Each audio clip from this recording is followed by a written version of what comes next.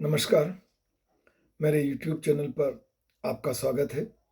आज हम समाजशास्त्र विषय से संबंधित एक विषय व्यवस्थापन समायोजन का अर्थ, परिभाषा और विशेषताओं के बारे में चर्चा करेंगे। मेरे इस YouTube चैनल पर आपको सामाजिक महत्व के, राष्ट्रीय महत्व के, प्रेरणात्मक और समाजशास्त्र विषय से संबंधित वीडियो देखने में आते हैं।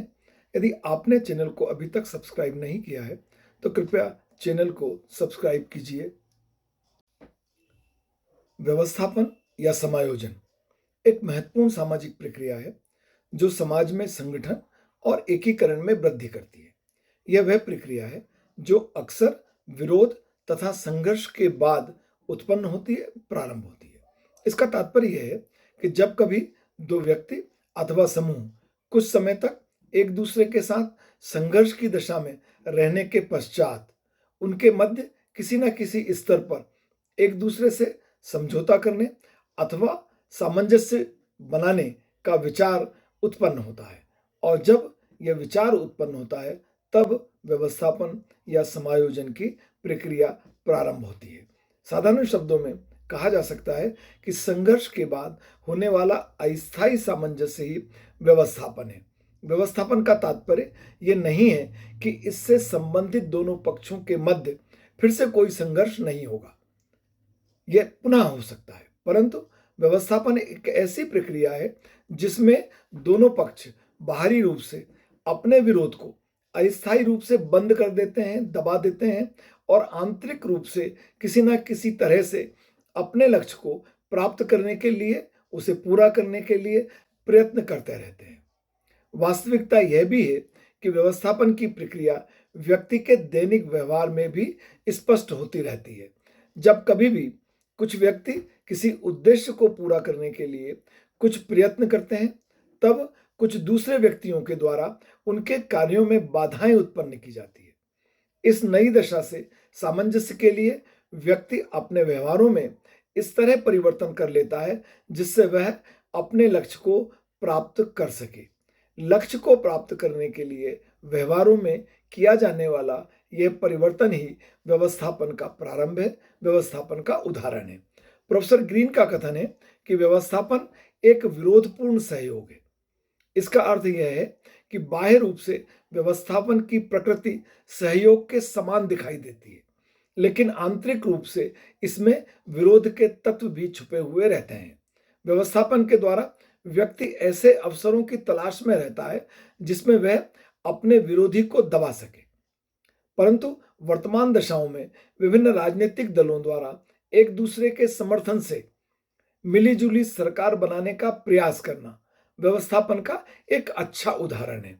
ऐसे व्यवस्थापन में विभिन्न दल बाहरी रूप से एक दूसरे को सहयोग देते हुए दिखाई देते हैं, लेकिन आंतरिक रूप से ऐसे अवसरों की तलाश में रहते हैं जब वह अपनी शक्ति को बढ़ाकर दूसरे दल के प्रभाव को कम कर सकें, अपना प्रभुत्व बढ़ा सकें। इससे यह स्पष्ट होता है कि सामाजिक जीवन के सभी क्षेत्रों में व्यवस्थापन की प्रक्रिया किसी न किसी रूप में निरंतर चलती रहती है। व्यवस्थापन के संदर्भ में आकबर्न और निमकॉफ कहते हैं कि व्यवस्थापन एक ऐसी दशा है जिसमें विभिन्न आक्रामक व्यक्ति अथवा समूह एक दूसरे से सामंजस्य स्थापित कर लेते हैं। पार्क तथा बर्गेस के शब्दों में व्यवस्थापन संघर्ष का स्वाभाविक परिणाम है जिसमें विरोध का तत्व कुछ समय के लिए दब जाता है। यद्यपि बाह्य क्रियाओं के रूप में संघर्ष समाप्त हो जाता है, लेकिन आंतरिक रूप में इसकी संभावना सदैव बनी रहती है। पार्क और बर्गेस की परिभाषा यह स्पष्ट करती है कि व्यवस्थापन की प्रक्रिया संघर्ष के समाप्ति का सूचक नहीं है, बल्कि यह इस बात का सूचक है कि दोनों पक्ष एक दूसरे को दबाने के प्रयास को छोड़कर अब ऐसा प्रयास करना प्रारंभ करते हैं जिससे ऐसा लगता है कि बाहरी रूप से संघर्ष समाप्त हो गया, जबकि आंतरिक रूप से वह दूसरे को दबाने का प्रयास जारी रखते हैं, अपनी सफलता का प्रयास जारी रखते हैं। रूटर और हार्ट के शब्दों में एक प्रक्रिया के रूप में व्यवस्थापन का तात्पर्य ऐसे प्रयत्नों से है जिसके द्वारा व्यक्ति स्वयं ही अपनी आदतों और मनोवृत्तियों का नए सिरे से निर्माण करके बदलती हुई दशाओं से सामंजस्य स्थापित करने का प्रयास करता है। यह परिभाषा ये बताती है कि बदली हुई परिस्थितियों में जब दोनों पक्ष एक दूसरे के साथ संघर्ष करते हुए थक जाएं, तब वह विश्राम करते हैं, विराम करते हैं और एक दूसरे के साथ सामंजस्य स्थापित करने का प्रयास करते हैं। बोगाटर्स के शब्दों में व्यवस्थापन आदान प्रदान की एक मित्रवत प्रक्रिया है जिसमें दो पक्ष सहिष्णुता, पंच निर्णय अथवा समझौते के द्वारा जागरूक रूप से सामंजस्य स्थापित करते हैं। यह परिभाषा बहुत आशावादी परिभाषा है। ये कहते हैं व्यवस्थापन संघर्ष की समाप्ति का सूचक है और एक मित्रवत प्रक्रिया है जिसमें दोनों पक्ष आपसी सहिष्णुता से, किसी अन्य पक्ष के पंच निर्णय के माध्यम से या किसी समझौते के माध्यम से जागरूक रूप से जानते हुए एक दूसरे के साथ सामंजस्य स्थापित करने का प्रयास करते हैं। व्यवस्थापन एक सहगामी प्रक्रिया है। सामाजिक प्रक्रिया सहगामी और असहगामी। व्यवस्थापन एक सहगामी प्रक्रिया है जिसका उद्देश्य विभिन्न व्यक्तियों अथवा समूहों के बीच एकीकरण को प्रोत्साहन देना है।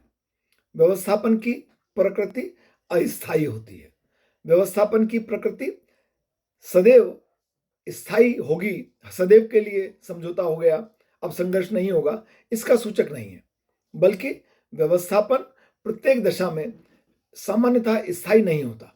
इसके द्वारा दो पक्षों का विरोध उन दोनों पक्षों के द्वारा कुछ समय के लिए दबा दिया जाता है, रोक दिया जाता है और वह उस समय विशेष में जब वो पक्ष विरोध रोक दिया गया है, आपसी सामंजस्य के माध्यम से अपनी आवश्यकताओं को पूरा करने का प्रयास करते हैं, सामाजिक जीवन जीने का प्रयास करते हैं। व्यवस्थापन की प्रक्रिया में अवसरवादिता का तत्व शामिल होता है या छिपा होता है। इसका तात्पर्य यह है कि एक व्यक्ति अथवा समूह दूसरे से इसलिए व्यवस्थापन करता है जिससे वह अपने हितों को पूरा कर सके।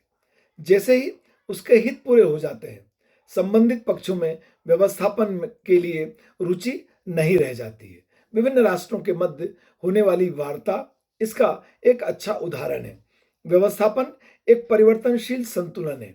व्यक्तियों तथा समूहों की आवश्यकताओं और रुचियों में परिवर्तन होने के साथ ही उनके द्वारा किए जाने वाले व्यवस्थापन की प्रकृति में भी निरंतर परिवर्तन होता रहता है।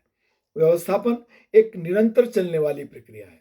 प्रत्येक समाज और समूह में व्यवस्थापन की प्रक्रिया किसी न किसी रूप में हमेशा अवश्य चलती रहती है और इसका प्रमुख कारण यह है कि सामाजिक जीवन हो, व्यक्तिगत जीवन हो, राष्ट्रों के मध्य हो, संघर्ष निरंतर नहीं हो सकता, संघर्ष लगातार नहीं चल सकता।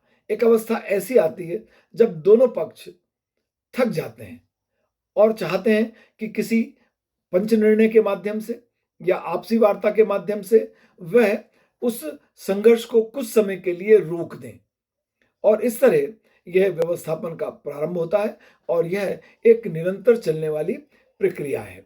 व्यवस्थापन की प्रक्रिया विभिन्न पक्षों की जागरूकता पर आधारित होती है। जब कभी भी एक पक्ष दूसरे पक्ष से व्यवस्थापन करना प्रारंभ करता है, तब वह उसकी शक्ति, मनोवृत्तियों तथा हितों का आवश्यक रूप से ध्यान रखता है। व्यवस्थापन यदि किसी दबाव के द्वारा किया जा रहा है तो ऐसे व्यवस्थापन में घृणा और बंधुत्व के गुण साथ साथ विद्यमान होते हैं। व्यवस्थापन विभिन्न पक्षों के व्यवहारों और मनोवृत्तियों में होने वाला एक प्रकार का सामंजस्य है। इसका तात्पर्य यह है कि कोई भी व्यक्ति अथवा समूह अपने व्यवहारों और मनोवृत्तियों में कुछ परिवर्तन किए बगैर कभी भी व्यवस्थापन नहीं कर सकता। तो व्यवस्थापन के लिए दोनों पक्षों को अपने व्यवहारों और मनोवृत्तियों के कुछ अंशों को छोड़ना पड़ता है, एक दूसरे के साथ समायोजन करना पड़ता है और उसी के परिणाम स्वरूप वह दोनों पक्ष उस समय विशेष के लिए संघर्ष विराम की अवस्था में होते हैं। मेरा विश्वास है कि व्यवस्थापन का अर्थ, परिभाषा और विशेषताओं से संबंधित यह वीडियो समाजशास्त्र के विद्यार्थियों के लिए उपयोगी होगा। आपने यदि वीडियो देखा है, पूरा देख लिया है, तो कृपया आप वीडियो पर अपनी प्रतिक्रिया से मुझे ज़रूर अवगत कराइए। कमेंट सेक्शन में अपनी प्रतिक्रिया अंकित कीजिए। आपका बहुत धन्यवाद।